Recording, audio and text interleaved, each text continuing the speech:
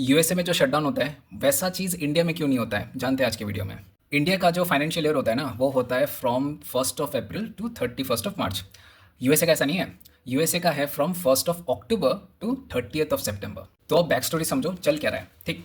तो जो इंडिया का जैसे हमारा पार्लियामेंट है ना, यहाँ पर लोकसभा राज्यसभा है। जब बजट पास की जाती है ना, तब सिर्फ लोकसभा से अप्रूवल चाहिए, राज्यसभा से अप्रूवल नहीं चाहिए।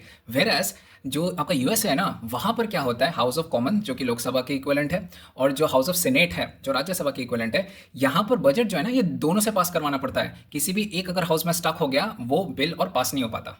तो हाउस ऑफ कॉमन्स में तो रिपब्लिकन पार्टी की मेजोरिटी है, whereas House of Senate में भी रिपब्लिकन पार्टी की मेजोरिटी है। That is what, House of Senate में 100 सीट्स है, उनके पास 50 प्लस सीट्स हैं उनके पास। बट यहाँ पर एक कंडीशन आता है कि हाउस ऑफ सीनेट में बजट को पास करने के लिए यू नीड एटलीस्ट 60 वोट्स। ये 60 वोट्स उनको नहीं मिल पाए, उनको सिर्फ मिले 55 वोट्स, ठीक है ना। तो यही पर आ गई प्रॉब्लम। जब तक जो ऑल पार्टीज है वो एक सहमति में नहीं आती, एक पर्टिकुलर बजट पास नहीं हो पाता। और यहीं पर एक एक्ट आता है जो कि इसको इंडिया से अलग बनाती है। तो इस पर्टिकुलर जो एक्ट का नाम है वो है anti deficiency act. Anti deficiency word has its meaning. मतलब क्या है, जितने वोट्स चाहिए थे वो अगर नहीं मिल पाए तो डेफिशिएंसी इन वोट के कारण एक पर्टिकुलर बजट और पास नहीं हो पा रहा है, क्योंकि जो पॉलिटिकल पार्टीज है वो एक सहमति में नहीं आ पा रही है उस पर्टिकुलर बजट के रिस्पेक्ट में। अब इंडिया में समझो क्या होता है। इंडिया में क्या होता है ना, जो लोकसभा है ना, यही से बजट को पास करवाना है।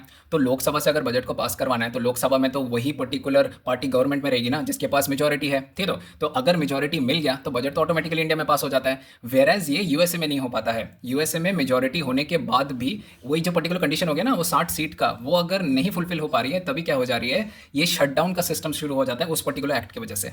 इंडिया में अगर मेजोरिटी नहीं रहती है ना, तो क्या हो जाती है ना, सरकार ही गिर जाती है। इसलिए यहाँ पर ये जो एक्ट है ना, यहाँ पर ये आ ही नहीं सकता। वेरएज यूएसए में एक स्पेशल सिस्टम है कि अगर कोई एक पर्टिकुलर प्रेसिडेंट इलेक्ट हो गया ना, वहां पर सिक्योरिटी है गवर्नमेंट की कि हाँ भाई ये 4 साल रहेगी, अब कोई नहीं हटा पाएगा इसको।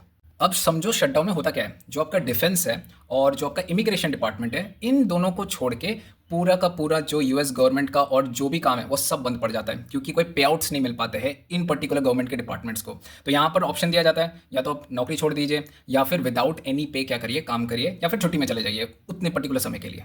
अब समझो सहमति बन क्यों नहीं पाई। सहमति इसलिए नहीं बन पाई क्योंकि जो डोनाल्ड ट्रंप की पार्टी है ना, रिपब्लिकन पार्टी, इन्होंने क्या किया, इन्होंने जो हेल्थ इंश्योरेंस की जो पॉलिसीज है ना, उसमें जो सब्सिडीज है उसको हटा दिया, ये बोलकर कि जो इलीगल एलियंस है, मतलब जो इलीगली एंटर किया है यूएसए में, उनको भी तो हेल्थ इंश्योरेंस का बेनिफिट मिलेगा। वेरएज जो डेमोक्रेट पार्टी है वो ये बोल रही है कि हेल्थ इंश्योरेंस जो है वो तो पहली बात तो परमानेंट होनी चाहिए, एंड साथ ही साथ वो प्रोग्रेसिव होनी चाहिए, क्योंकि हेल्थ इंश्योरेंस में जो मेडिकल के क्लेम्स है वो दिन भर दिन इन्फ्लेट होते जाएंगे। इन्फ्लेट होते जाएंगे क्यों, क्योंकि मेडिकल एक्सपेंसेस बढ़ते चले जाएंगे। तो ये प्रोग्रेसिव होना चाहिए, ये उल्टा क्यों चल रहा है।